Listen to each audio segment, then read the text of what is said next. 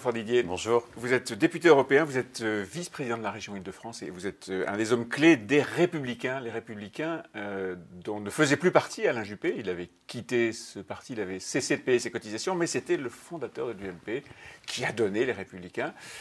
Il sera condamné au silence puisqu'il entre au Conseil constitutionnel. Bonne nouvelle?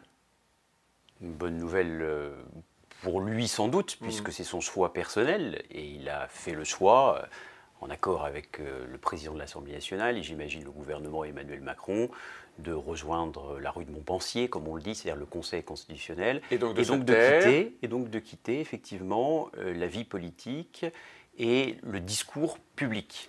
C'est un choix dont je prends acte et vous avez bien fait de rappeler qu'il avait effectivement quitté les Républicains, rejoint Emmanuel Macron, notamment par exemple en vue de la campagne des élections européennes. C'était pas formellement fait. C'était pas formellement fait. C'était en train de se faire, c'est un point de désaccord que j'ai avec lui, même si évidemment je respecte le parcours politique passé d'Alain Juppé. Est-ce qu'il n'était pas l'exemple même de ce qui pose un problème, entre autres, aux Républicains, c'est-à-dire cette fraction de centre-droit qui était tentée de quitter ce que sont en train de devenir les Républicains de Laurent Wauquiez?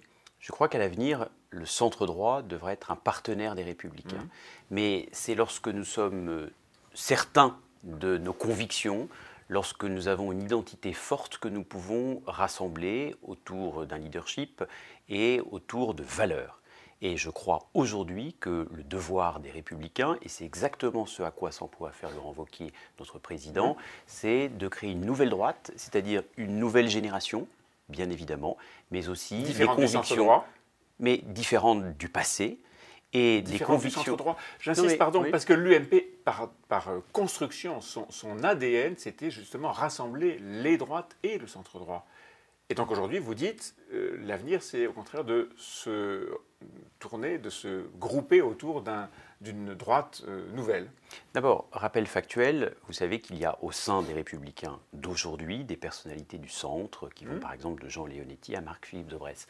Mais je crois aujourd'hui que nous devons montrer et démontrer aux Français que nous assumons d'être de droite et que les valeurs qui nous animent, comme le mérite, comme la justice sociale, parce que ce n'est pas une valeur de gauche, comme la liberté, sont ancrées en nous. Et c'est parce que nous serons forts sur nos convictions que nous pourrons ensuite rassembler. Vous savez, on parle toujours de rassemblement. Mais le rassemblement, ce n'est pas un point de départ, c'est un aboutissement. C'est un aboutissement. Ça peut être un objectif, une politique, ou pas. D'abord les convictions. D'abord les valeurs.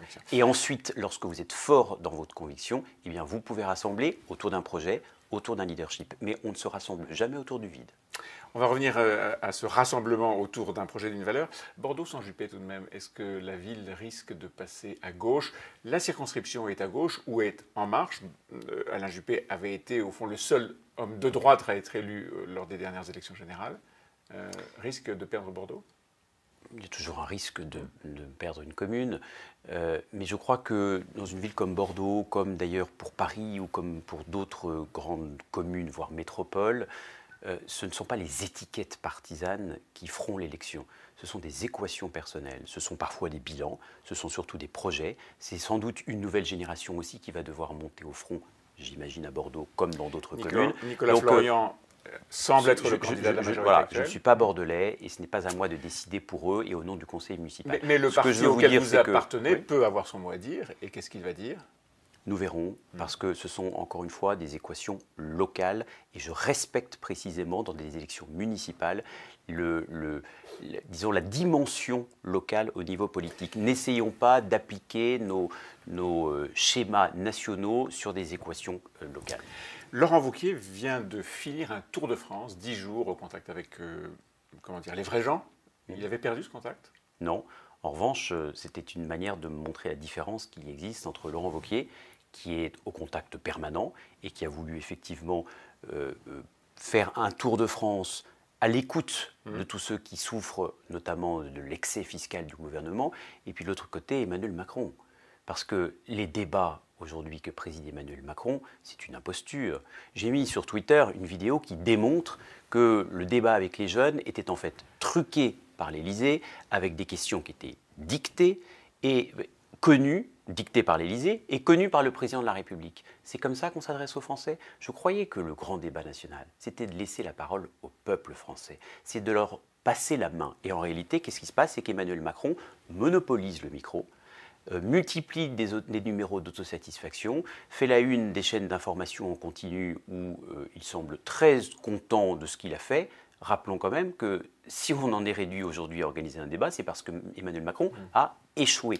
Donc ces meetings de campagne d'Emmanuel Macron deviennent insupportables. Et effectivement, il y a une différence énorme entre le Tour de France, qui est un Tour de France d'écoute et d'humilité de Laurent Wauquiez, président de l'opposition, et de l'autre côté, Emmanuel Macron qui multiplie ses numéros d'autosatisfaction qui deviennent honnêtement inaudibles et insupportables. Ce débat est truqué, dites-vous, et vous avez des preuves. Ça veut dire que vous avez vu l'Élysée dicter les questions, donner des questions, désigner les interlocuteurs? Une émission démontre, et moi je crois à la parole des jeunes, démontre, jeunes à l'appui, qui s'expriment, disant que les questions ont été dictées et ensuite connues par l'Élysée. Pardon, mais ce n'est pas ça l'esprit du débat national, auquel d'ailleurs les Républicains, contrairement aux extrêmes, participent, puisque je rappelle que notre force politique a décidé, par cohérence, de laisser la parole au peuple et de contribuer sur le fond, j'espère que nous allons en parler, au débat national. D'où ma question, à quoi sert-il que les Républicains continuent à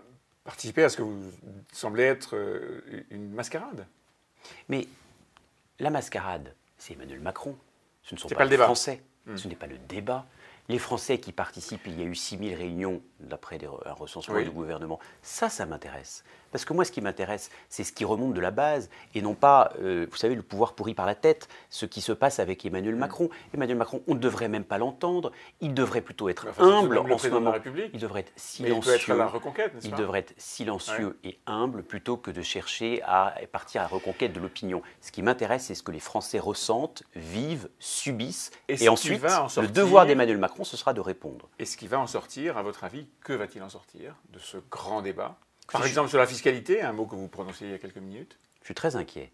Parce que, alors que le message de départ des Gilets jaunes, c'est on ne peut plus payer d'impôts, il y a une colère fiscale bien légitime parce que nous détenons le record des pays de l'OCDE en termes de prélèvements obligatoires, eh bien, j'observe que depuis quelques jours, le gouvernement est dans une surenchère fiscale à imaginer, une fois c'est une taxation des plus-values sur les résidences principales, de l'autre c'est une nouvelle tranche d'imposition, une autre fois c'est l'ISF, une autre fois c'est le retour de la taxe carbone. Ce gouvernement, ce sont des obsédés fiscaux.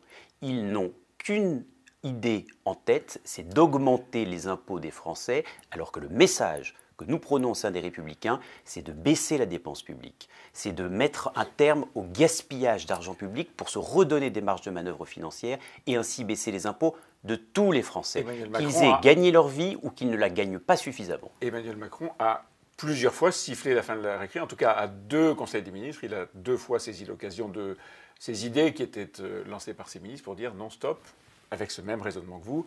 Les gilets jaunes sont apparus sur les ronds-points à cause de la fiscalité, on ne va pas répondre en augmentant les impôts. Ça ne vous suffit pas? Alors, soit c'est un jeu de dupes, soit Emmanuel Macron manque cruellement d'autorité. Mais avouez quand même que chacune des 2 solutions est très anxiogène. Et d'ailleurs, moi, je suis très inquiet. Parce que je crois qu'Emmanuel Macron amuse la galerie aujourd'hui, mais qu'il ne sait absolument pas où va atterrir ce débat, comment il va s'en sortir. Et je trouve aujourd'hui Emmanuel Macron parfaitement anxiogène. Est-ce que vous serez sur la liste des européennes? Je vous ai déjà posé la question il y a quelques semaines. Je loue votre constance. Avant, mais oui, parce que tant que je n'ai pas de réponse, vous êtes député européen, on a maintenant la tête de liste, le numéro 2, le numéro 3. Est-ce que vous serez en position éligible, puisque vous êtes député européen, sur cette liste? Je respecte le choix du sélectionneur, qui est Laurent Wauquiez, et celui d'une commission nationale d'investiture. Donc nous reparlerons de cette liste des élections européennes lorsqu'elle sera d'actualité, c'est-à-dire complète. En revanche, moi ce qui m'intéresse de parler, c'est dès maintenant, c'est du projet européen et de notre volonté de rappeler à quel point nous sommes européens, parce que certes c'est notre histoire, notre culture, notre civilisation, mais aussi notre intérêt. Mais c'est précisément parce que c'est notre intérêt d'être européen que nous voulons aussi réformer la France avec une Europe qui protège bien davantage ses frontières. Elle ne l'a pas suffisamment fait par le passé, et une Europe beaucoup plus conquérante, parce qu'il va falloir résister par exemple aux GAFA, qui aujourd'hui se considèrent aussi puissantes que des États et qui nous dictent leur conduite alors qu'il va falloir se réveiller et prendre le pouvoir. Promis, on en reparlera. Merci Geoffroy. Merci.